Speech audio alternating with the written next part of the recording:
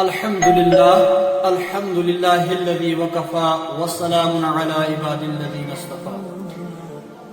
اما بعد فاعوذ بالله من الشیطان الرجیم بسم اللہ الرحمن الرحیم۔ خوش قسمت گھرانہ کون سا گھرانہ ہوتا ہے؟ خوش قسمت گھرانے وہ گھرانے ہوتے ہیں جن میں چیریٹی ہو، جن میں ماتھے کی مٹھاس ہو، جن کے چہروں پہ ایسا کچھ محسوس ہوتا ہے، ایک خوشی کی لہر جب ان گھروں میں دیکھنے کو ملتی ہے تو اس نوعیت سے وہ گھرانہ خوش قسمت گھرانہ مانا جاتا ہے۔ لیکن آئے روز اگر ہم دیکھتے ہیں تو میکزیمم آف دی کیسز وہ ملتے ہیں جہاں ہمیں امن کے بدلے بدسکونی ملتی ہے، امن کے بدلے بے چینی ملتی ہے، چین کے بدلے بے چینی، سکون کے بدلے بے سکونی۔ اور ان کا وجہ کیا ہے؟ وجہ یہ ہے میرے پیارے دوستو، اصل میں انسان کے اندر انا بسی ہوئی ہے۔ اس انا کو مار دینا، اس کو زمین بوس کر دینا اور امت کے سامنے اپنے آپ کو کم تر درجہ پیش کرنا، اپنے آپ کو بالکل عاجز بن کے، محتاج بن کے دوسرے کو کہنا آپ کا ہی صحیح ہے، اگرچہ وہ غلط بھی ہے۔ چند منٹوں کے لیے جب تک اس کا غصہ تھم جائے،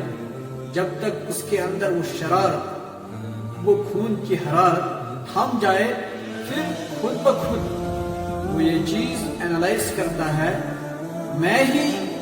غلط ہوں۔ لیکن اس وقت بھی اس کے سامنے یا تو چپ کرنی چاہیے، اس کی باتوں کا ریئیکشن نہیں ہونا چاہیے، پھر جا کر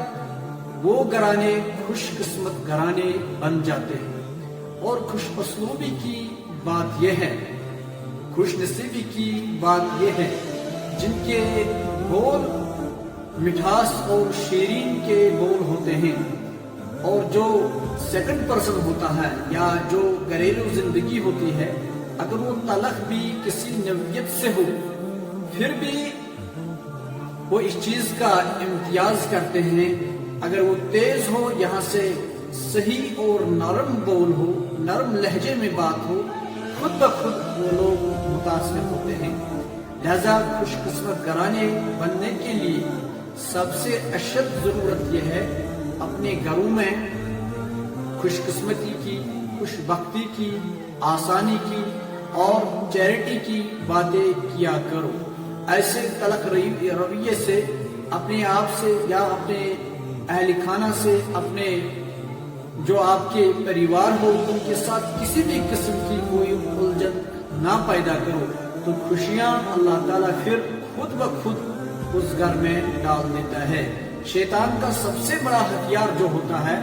وہ یہ سوچتا رہتا ہے دن رات میں کیسے اس گھر میں فساد پیدا کروں، لیکن ایک مومن کامل کی نشانی یہ ہوتی ہے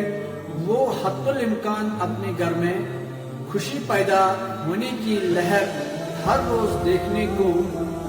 تمنا کرتا ہے۔ لہذا امید کبھی یہی ہے ہمارے گھروں میں بھی انشاءاللہ خوش قسمتی اور خوشحالی اور خوش